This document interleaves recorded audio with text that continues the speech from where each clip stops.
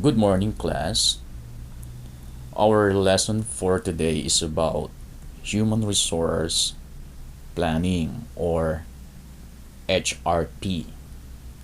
And so let us start studying right away. As important as the planning of a company regarding system, regarding product innovation, regarding upgrading equipment, regarding improving facilities, and expanding operations, it is equally important to plan human resources so that the previously mentioned plans can be achieved faster. Through HRP, the heads of the organization will know what kind of skills and what kind of workers will be needed to accomplish the company's goals. They will also know the right number of workers needed so that there is no shortage or excess of workers. Because either of these shortage or excess of workers can start a problem in the company's operations. When human resources are well planned, each employee can be placed where they fit so that their skills and talents are not wasted, but rather their use for the company is maximized. And this is so-called qualification wise.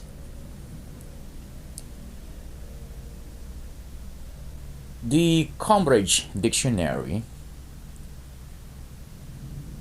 HRP is defined as the process by which an organization makes sure that it has the right managers and employees to achieve its objectives. Dr. Lawrence said in her book, Human Resource Management Principles and Practice, called HRP, is also defined as an HR undertaking that ascertains the company's present and subsequent HR needs. It serves as a link between HRM and the entire strategic plan of the organization.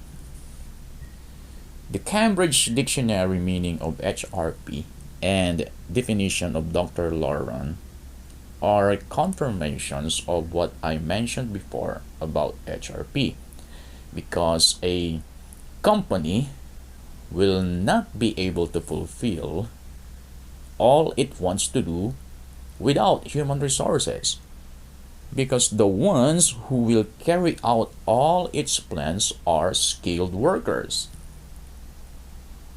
Artificial intelligence is not enough, although it is a big help. We know that artificial intelligence is not enough for a company to fulfill its goals and objectives.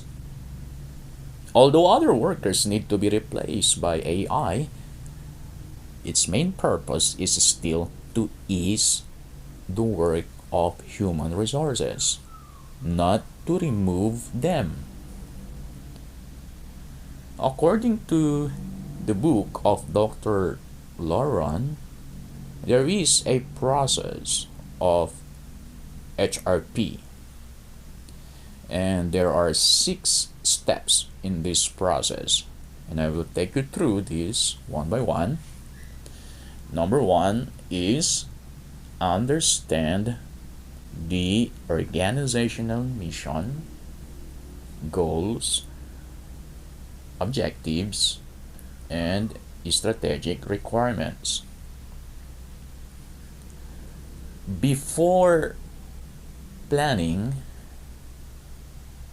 whether it is necessary to hire new workers or whether it is necessary to shuffle existing workers, there must be first a clear understanding of what the company wants to accomplish.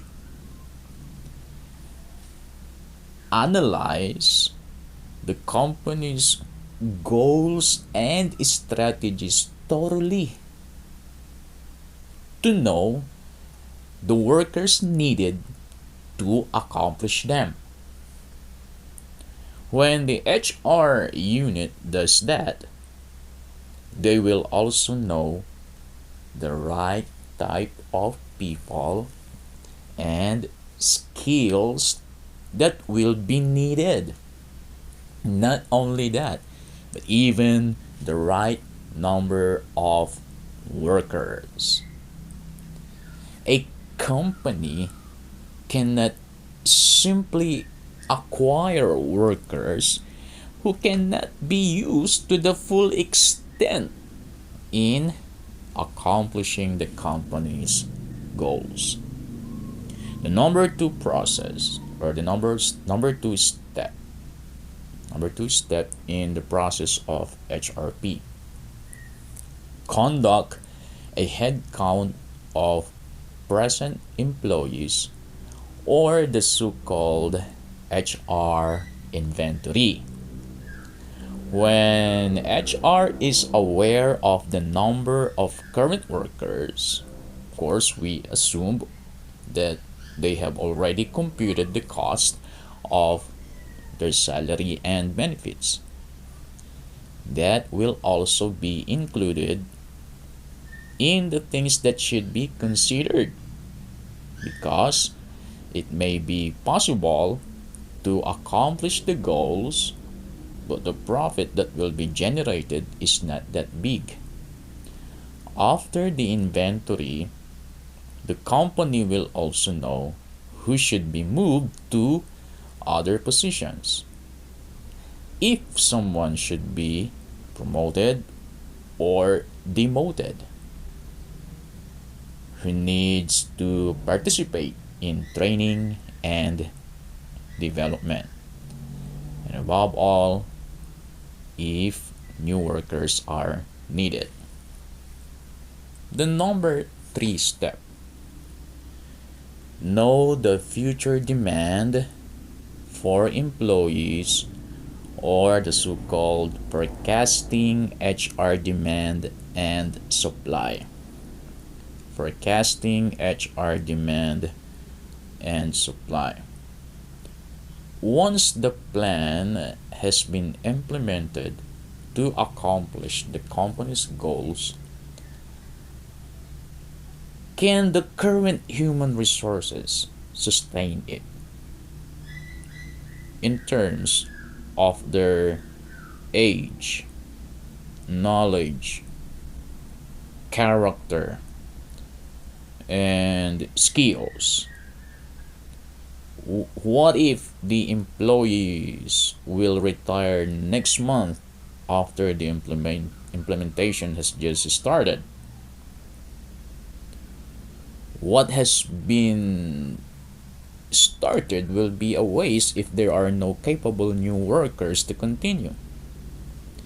And maybe the current skills of the employees will no longer be effective when they are in the middle of the process in accomplishing goals, because maybe their training is already obsolete.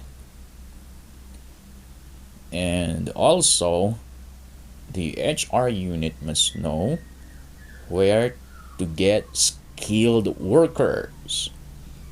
They should know where good workers can come from next year or even 5 years from now. The number four step is determine the number of employees you currently have and how many you actually need, or the so-called HR gap analysis. Maybe in the latter part of the process of accomplishing the company's goals, the services of other workers will no longer be needed. At the time, the manpower will be in excess, so it should be planned in advance to pull them out and give them new assignments.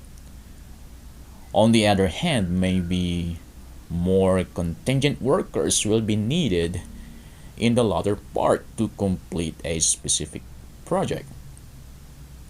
In that case, workers will be in shortage. And so there should be an advanced plan on how to hire contingent workers.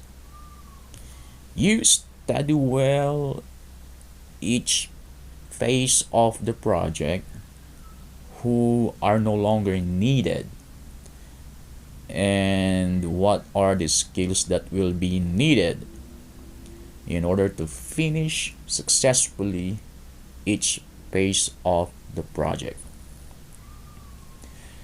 Number 5 step, estimate the possible increase or decrease of employees. Increase of workers is possible. The new hires, contingent workers, transfers from other branch, and also the reinstated employees. They need to be estimated in order to know what their role will be in the current operation of the company. Also, put in the list of possibilities the following factors that can decrease workforce: the resignation, retirement, study leaves, sick leaves, dismissal, layoff, job abandonment, emergency, accident, death, and other factors. Because the decrease of workers is possible, then there must be an advanced solution for this matter. The last one, number 6 step, is decide action. It is necessary to decide because the actions to be taken may not be or may not please the other workers. So it must be explained to them that the actions to be taken is for the company from which their salary comes. And if the company prospers, they will be proud because they were the ones who executed the plan. It is also possible that the actions to be taken are not comfortable for everyone because employees are not used to the new system. So HR and management should stand by their decision in implementing new policies if the new steps really need to be taken for the success of the company. So let me mention to you these 6 steps. Understand the organizational mission, goals, objectives, and strategic requirements. Second, conduct a head count of present employees or the so-called HR inventory. Third, know the future demand for employees or the so-called forecasting HR demand and supply. Fourth, determine the number of employees you currently have and how many you actually need or the so-called the HR gap analysis. Fifth, estimate the possible increase or decrease of employees. 6. Decide action. This is where we end.